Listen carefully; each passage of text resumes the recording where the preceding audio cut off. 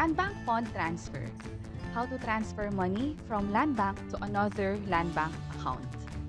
And kung bago ka sa channel na to and gusto mo pa ng mga tutorial videos na katulad nito, please click the subscribe button. So currently, nakalogin ako sa isang land bank account ko and ang balance ko dito is 1,100 pesos. And also, may mga nagawa na akong videos about land bank pero ang gamit ko pa nun is yung lumang app nila or yung lumang website nila. So ngayon, kaya ako gumagawa ng bagong video is para makita natin yung bagong interface ni Land Bank iAccess. So going back dito sa balance ko, meron ako ditong 1,100 pesos. Ngayon, dapat madagdagan tong balance ko ng amount na ita-transfer ko from my another Land Bank account.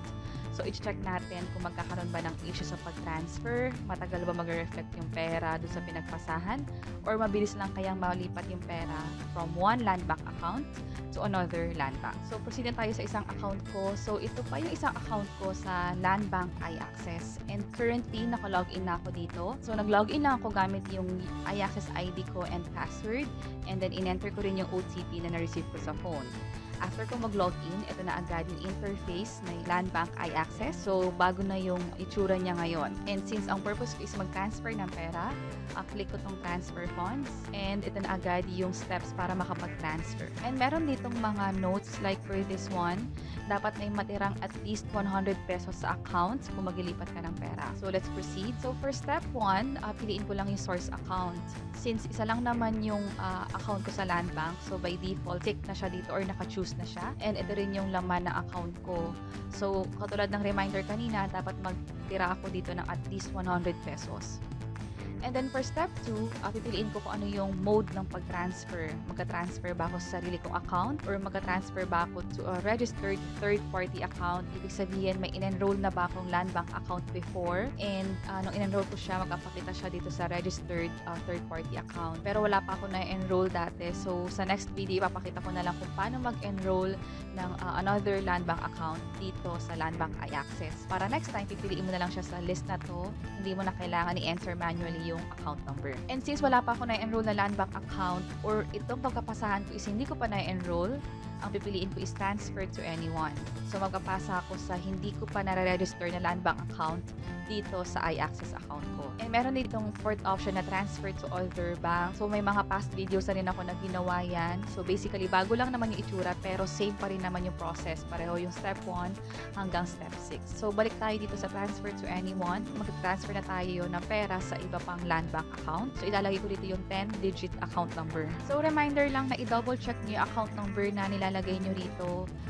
Pag kasi nagkaroon ng issue like nagkamali kayo ng account number na pinagpasahan, hindi magiging madali yung way ng pag-resolve ng issue. So, kailangan nyo i-report yung issue sa land bank to check kung ma-refund pa sa inyo yung pera. And then, for step 3, ilagay ko na dito yung amount na gusto kong ilipat. So, maglilipat ako dito ng 3,650. And then, for step 4, transfer type. So, ang gusto ko mangyari is immediate. So, after ng ginagawa ko dito, dapat mag-reflect agad yung pera dun sa kabilang account na pinagpapasahan ko. And then, OTP sending option. So, ang pipiliin ko is email. Sa inyo pwede namang SMS kung nasa inyo pa yung cellphone number ninyo. Pero kung active din naman yung email address ninyo, pwede rin naman sa email.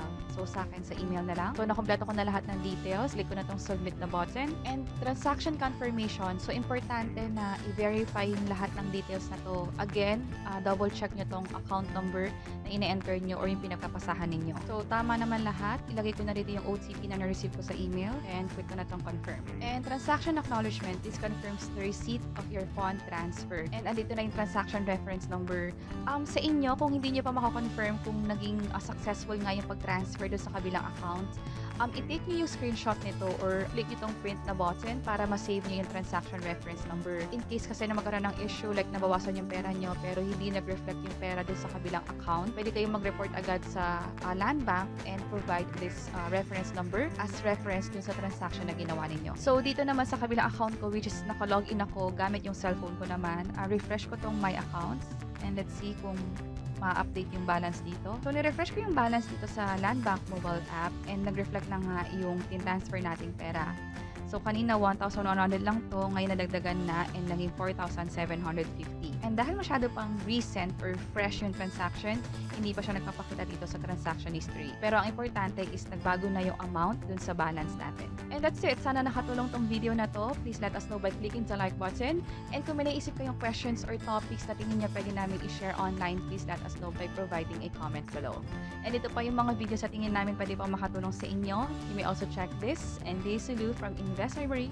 Until next time, bye-bye!